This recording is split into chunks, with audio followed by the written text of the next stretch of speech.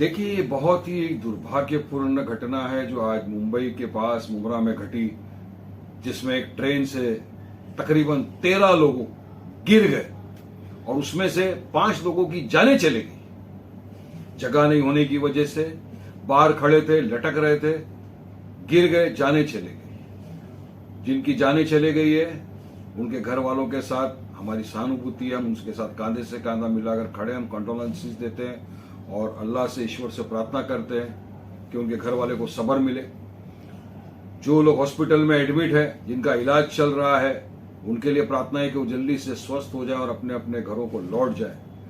अब देखने वाली बात यह है कि मुंबई जो financial capital hub of the country कहा जाता है, जहां से करोड़ों रुपए के हिसाब से टैक्स जाता है सेंट्रल गवर्नमेंट को, वहां हर आए दिन ट्रेन में इस तरह के एक्सीडेंट प्लेटफॉर्म पे, स्टेशन पे हो रहे हैं। कौन जवाबदार है इसका? किसकी जवाबदारी, किसकी लापरवाही की वजह से आज ये लोगों की जानें चलेगी?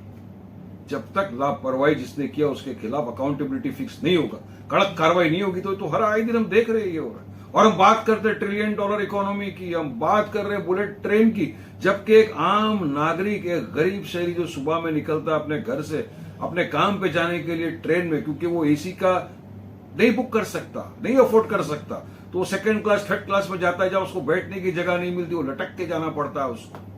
तो अगर हम एक इंसान को, एक नागरिक को इस तरह की सुविधा नहीं दे सकते, तो हम क्यों बात करते हैं फिर $1 ट्रिलियन इकोनॉमी की?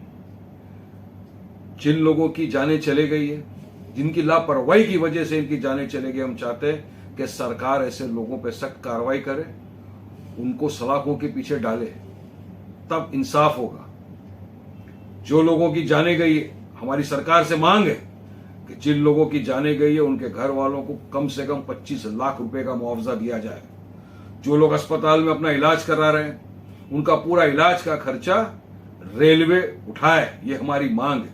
और आगे इस तरह की घटना ना हो, इसके लिए सरकार को फौरी तौर से कुछ उचित कदम उठाने चाहिए, ताकि एक इंसान को कम से कम ट्रेन के अंदर बैठने की जगह मिल जाए।